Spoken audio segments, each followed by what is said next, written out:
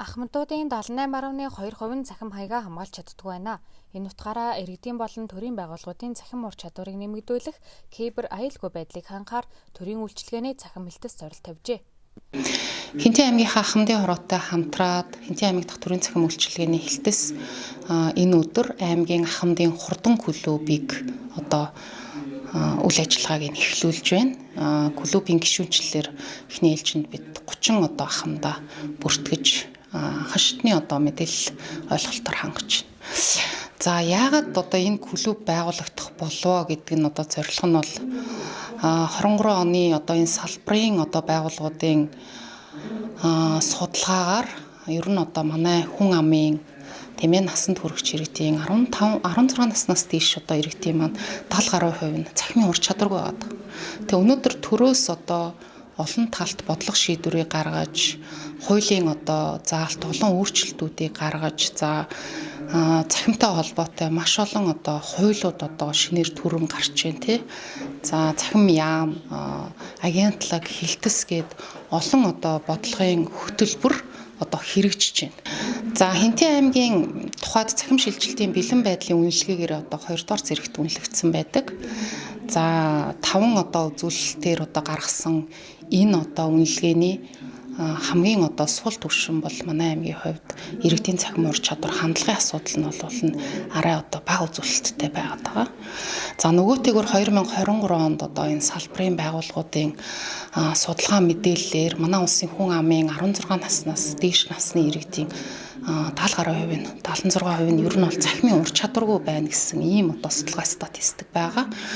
Тэгэхээр юу гэдгийг те 22 онд цахим чиглэлийн яамтай боллоо. За салбар шат шатанда агентлаг хэлтэс гэдэг газар хэлтэс байгуулагдаад өнөөдөр цахим үндэстэн болох улмаар орон нутаг аймагуд цахим аймаг болох энэ зөвлөмж бодлогын хэрэгжилтийг хангаж ажиллаж байгаа хэдий ч энэ дүрм журмыг хуулийг хөрсөн дээр нь буулгах тэр хэрэгжилт иргэдийн цахим ур чадвар дээр бол нэлээд гацж байна гэх юм уу унж байна гэж ойлгож байна.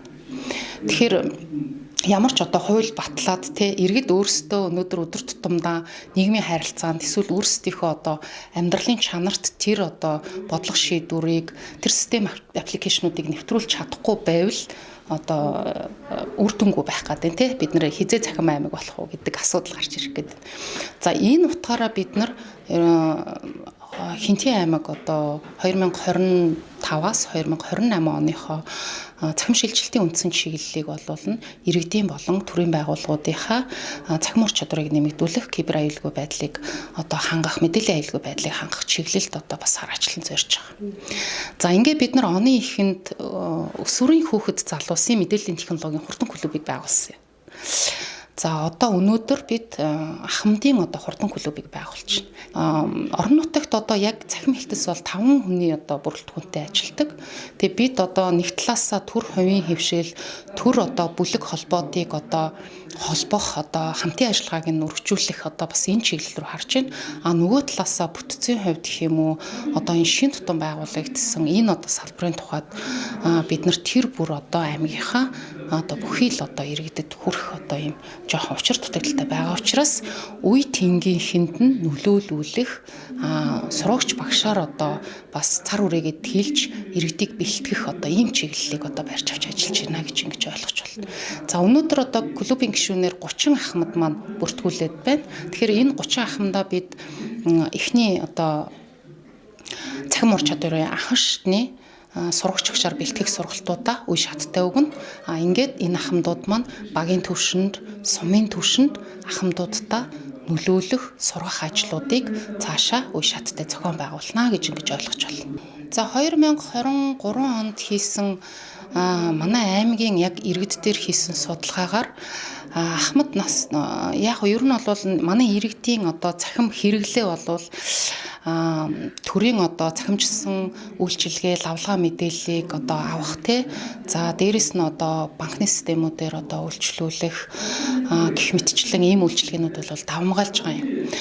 Ингэтэл яг хаана бас илүү ур чадваргүй байна вэ гэдэг ингээд ахмадуудын төвшөнд ур чадвар чадваргүй юу ах вэ одоо тий энэ одоо цахимжсан үйлчилгээг бас хүртэж чадахгүй үлдэж байна гэсэн ахмад болон хөгжлийн бэрхшээлтэй иргэдийн хувьд бас яг энэ цахим үйлчилгээг авч чадахгүй үлдэж байгаа ийм одоо судалгаа гарсан байна. Одоо хамгийн наад зах нь бид нар ингэдэг штэ ахмадууд хүүхдүүдээрээ одоо Gmail хаягаа хаан банкны одоо нууц үгэж тийм үү те өөрсдийнхөө одоо хувийн мэдээллээ өөрийнхөө үр хүүхдээр ах トゥ нараараа одоо ингээд нийлэгдэг. За тэгэхээр хамгийн одоо анхан шатны энэ одоо ур чадварыг бид нар олгоно гэж бодож байна. За нөгөөтэйгөр одоо гар утсаа ашиглаж сурах тийм ээ. Гар утсаа ашиглаж чадвал одоо тий бид нар ч одоо зураг дарахаас ахуулаад одоо маш олон төрлийн одоо энэ одоо үйлчлэгийг өөртөө ингээд авах боломж байтал ахмадууд маань энийг бүрэн одоо гар утсаа бүрэн дүр ашиглаж чаддгүй. Тэгэхээр гар утасны хэрэглээг нь бид нар бас илүү одоо сайжруулъя гэж бодож байгаа. Тэгээд ер нь та интернет одоо тий олон нийтийн сүлжээний төвшөнд орж байгаа бол одоо хайлт хийх, өөрийнхөө хувийн мэдээлэлээ яг алийг одоо хамгаалж нууцлах юм. Алигаа би түгээх юм бэ гэдэг тий энэ эмзэг мэдээлэл, хувийн мэдээлэлээ одоо бас нууцлах ийм одоо ойлголт хөгтгөнийг одоо нэн тэргуунд авах ёстой гэж ингэж үзэж байна. Ахмадын хурдан клуб Сүхбаатар, Өмнөговь, Сэлэнг, Дархан уул аймагт байгуулагдсан бол өнөөдөр Хинтээ аймагт 5 дахь хурдан клуб байгуулагдаж уг сургалтад 30 ахмад хамрагдлаа. Цахим орчим хөгжиж байгаа энэ үед ахмад руу чиглэсэн хурдан клуб сургалт цаг үеэ олсон бодит арга хэмжээ байгааг иргэд хэлж байна. Ахмадуудын дунд цахим орчинд чөлөөтэй ажиллаж сурах, түүнийг ашиглах, түгээн дэлгэрүүлэх, түүнээс мэдээлэл авах явдал хамгийн чухал болж байна. Ягаад гэвэл ахмадаас насны тухай шинжилэн найруулсан хуулийг хэрэгжүүлэх ажил Монгол орны дээр өрнөж байгаа энэ цаг үед цахим одоо сургалт клуб байгуулахын ажлууд манай аймагт амжилттай явж байна. Энийг л манай аймагын ахмадуудын ахмадын хурдан клуб бол улсын хэмжээнд 5 дахь одоо клуб нь болж байгуулж байгаа бид хүн баяртай байна.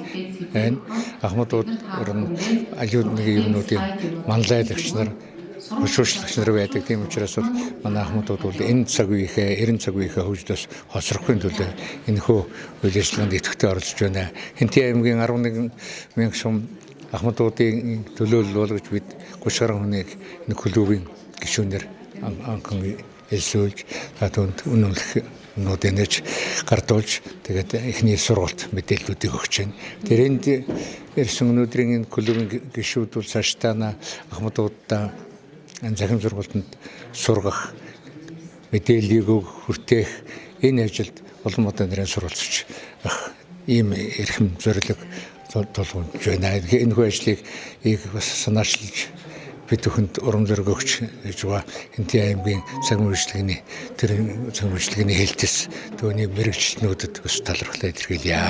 Ахмадуудын үнэхээр хүсэн хүлээсэн ажлын нэг нь бол энэ л дээ. Ягаад гэвэл захим орчинд ажиллахад бол ахмадуудын нэг хэсэг нь бол бид бүхэн бол бас төдийлөн сайн мэдэхгүй байх, тэр бүх үйлчлэгээнд хамрагдаж чадахгүй байх явдал байна. Түүнээс гадна хамгийн гол нэг юм бол энэ захим орчинд хамгаалах энэ явдал. Тэр хамгаалтын үнээр бол одоо бид бол бас сайн мэдэхгүй хохирох ахмадуудын дунд ер нь одоо иргэдийн дунд бол энэ талын юмнууд нэлийн байгаа. Тэгэхээр энэ клуб байгуулагдсанараа бол сайн үеийг бол цааш түгээн дэлгэрүүлэх муу байгаа дадлагч яг хоцрогдож байгаа бидний анхаарах ёстой энэ зүйлүүд дээр л бидний анхаарлыг төвлөрүүлэх гэдэг их чухал ажил болно гэж ингэж бодож байна. Тэгээд энэ хүмүүс маань бол цааш таана багийнхаа суморнуудынхаа ахмадуудад за ганц ахмад гэхгүй шүү дээ. Ингээд сайн суралцаад явж явах юм бол одоо дунд насныхан байж байна. Альч насныханд одоо ингээд харилцсан туршлагаа солилцоод суралцаад ингээд явах юм боломж нэ гэж байна л гэж байна. Ахмадуудын хувьд банк санхүүгийн төлбөр тооцоо, гэрэл цахилгааны мөнгийг төлөх болон нийгэмд өрнөж буй мэдээллийг олоход мэдлэг дутмаг байдаг. Тиймээс уг сургалтаас мэдсэн мэдлэгээ бусад ахмадуудаач зөвлөнө гэдгээ хэллээ. Өнөөдөр манай аймагт одоо хурдан элч гэдэг цахим үйлчилгээний клуб байгуулагдах гэж нээлттэй хийж байна. Энэ үүнд л ирсэндээ маш их баяртай байна. Манай багаас 5 хүн оролцож байгаа. Энэ цахим үйлчилгээ гэвэл ахмадуудад ер нь жоохон дутуу долмог байдаг. Хамгийн гол нь бол эрүүл мэнд, банк санхүүгийн төлбөр тооцоо, гэрэл цахилгааныхаа мөнгийг төлөх болон улсад нийгэмд одоо юу болж өрнөж гэнэ үү гэдэг нь маш мэдээлэл багтай байдаг.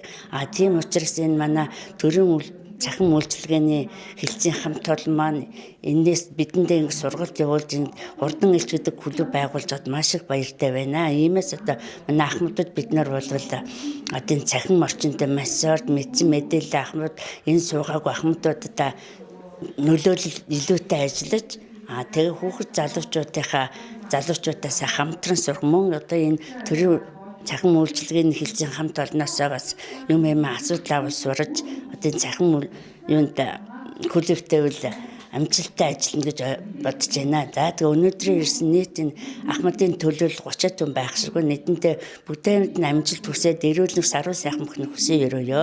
Миний хувьд л ер нь цахимд бас тийм сайн хүн биш. Ерөнхийдөө л одоо гэрлийн мөнгө зөнгөө нэг цахимаас утасныхаа нэгд мэгжиг цахимаар хөтөдөг л байдаг.